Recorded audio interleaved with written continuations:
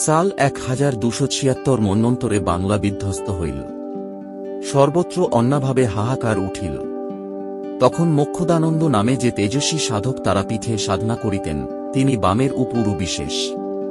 তিনি বামকে সঙ্গে লইয়া তারাপীঠের অদূরবর্তী ডাবুকে কৈলাসপতির আতিথ্য গ্রহণ করিলেন। কৈলাসপতি উন্নত সাধক। তিনি বামকে দেখিয়াই চিনিলেনে অসাধারণ যুবক নিতাসিদ্ধ কোল। তিনিও তাঁকে আদর যত্ন করিলেন। কিন্তু কিছুদিন ডবুকে থাকিয়া বামদেবের প্রাণ তারাপীঠের জন্য টান ধরিল। তিনি দুর্ভিক্ষের দুনিবার ক্লেশ উপেক্ষা করিয়া তারাপীঠে ফিরিবেন। এ সময় তিনি কয়েকদিন পদ্ম বা শালুকের গোঁট খাইয়া কাটাইলেন। অবশেষে এমন অবস্থা আসিল যে শালুকও দুর্লভ হইল। তখন না খাইয়া শ্মশানে পড়িয়া রহিলেন। তারামার প্রাণ এবার গলিল। নাটোরের ছোটতরফের রানীমা স্বপ্নে দেখিলেন তারামা তাঁকে বলিতেছেন, আমার আজ দুদিন খাওয়া হয় নাই, ব্যবস্থা করিস। সঙ্গে সঙ্গে তিনি তারাপীঠে সংবাদ নেবার জন্য কর্মচারীগণকে খবর দিলেন। খোঁজখবর লইয়া জানা গেল তারামার সেবার কোন ত্রুটি নাই। পরদিন রানীমা আবার স্বপ্ন দেখিলেন।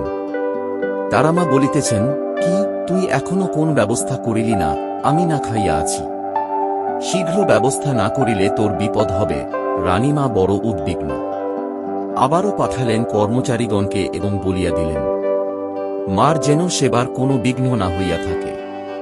মুর্শিদাবাদের নায়েবকে সত্তর তদারকে তার বন্দোবস্ত সত্তর করিয়া সংবাদ দিতে। সন্ধান করিয়া বলিয়া পাঠালেন যে এক সাধক কয়েকদিন উপবাসী আছেন।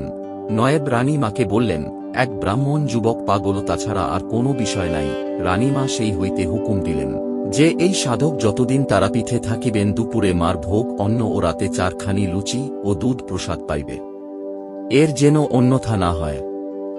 গীতায় শ্রী ভগবান স্বয়ং বলিয়াছেন, যাহারা আমাভিন্ন অন্য কোন বিষয়ে চিন্তা না করিয়া আমাকেই সর্বতোভাবে উপাসনা করে, সেই সকল আত্মা একমাত্র নিষ্ঠবনের ঐহিক ও পারত্রিক সর্ববিধ অপ্রাপ্ত প্রাপ্তি ও প্রাপ্ত বস্তু বক্ষণাবেক্ষণ আমি করি। বাম যে তারামা ছাড়া কিছুই জানেন না। তারামা তাঁর মুখ না চাহিলে কে চাহিবে? তাই তারামা তাঁর শরীর যাত্রাদির ব্যবস্থা এইভাবে করিলেন। এই ছিল তারামা ও তার প্রিয় পুত্র বামাখ্যাপার দিব্যলীলার কথা। গল্পটি কেমন লাগলো জানাতে ভুলবেন না। আরও এরকম লীলা কথা শোনার জন্য চ্যানেলটি সাবস্ক্রাইব ও বেল আইকন ক্লিক করে আমাদের পাশে থাকবেন। নমস্কার। জয় গুরু বাম, জয় মা তারা।